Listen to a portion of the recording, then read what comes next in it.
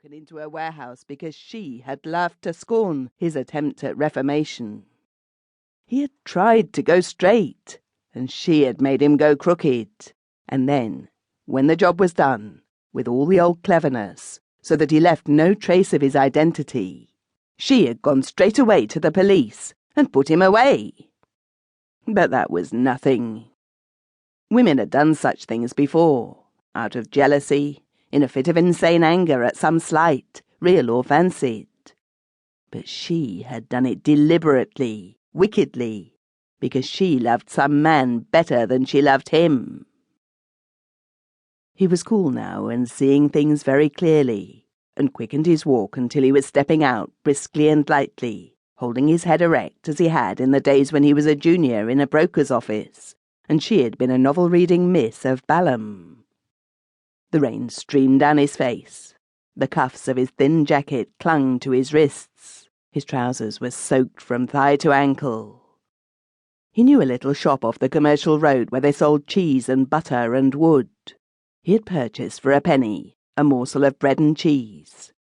He remembered that the woman behind the counter had cut the cheese with a heavy knife, newly whetted and pointed. He thought the matter out as he turned in the direction of the shop.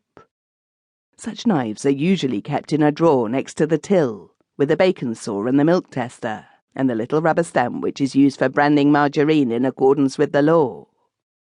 He knew the shop would be shuttered, the door locked, and he had no instrument to force an entrance. The kit was in the hands of the police. He had wondered how the Splits had found them. Now he knew. He gulped down a sob. Still, there must be a way. The knife was necessary. He was still weak from his last term of penal servitude. He could not kill her with his hands. She was so strong and beautiful. Oh, so beautiful. Thinking disconnectedly, he came to the shop. It stood in a little side street. There was one street lamp giving light to the thoroughfare. There was no sound but the dismal drip of rain. Nobody in sight. There was a skylight above the shuttered door. It was the only way. He saw that at once. Sometimes these are left unfastened. He stood on tiptoe and felt gingerly along the lower part of the sash. His fingers encountered something that lay on the ledge, and his heart leapt. It was the key.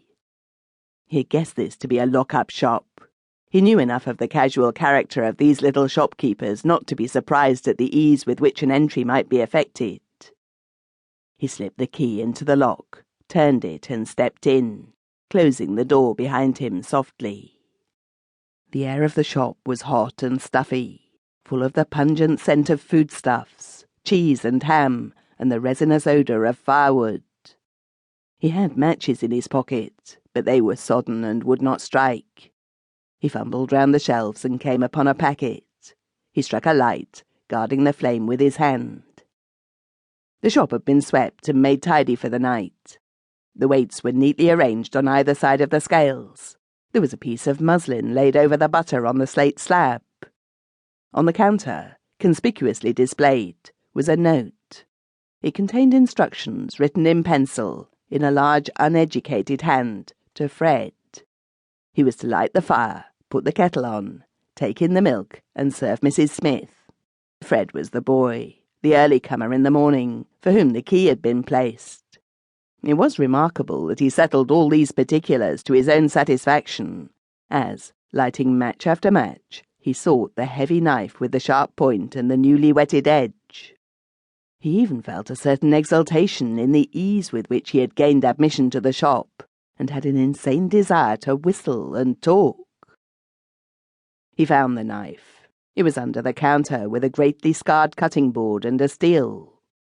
He wrapped it up carefully in a sheet of newspaper, then remembered he was hungry. He broke off a wedge of cheese. There was no bread, but an open tin of children's biscuits was handy. With the food in his hand, with the knife in his pocket, he continued his exploration. Behind the shop was a little parlour. The door was unlocked, and he entered. He struck match after match, hesitated a moment, then lit the gas. It was a tiny room, cheaply but neatly furnished.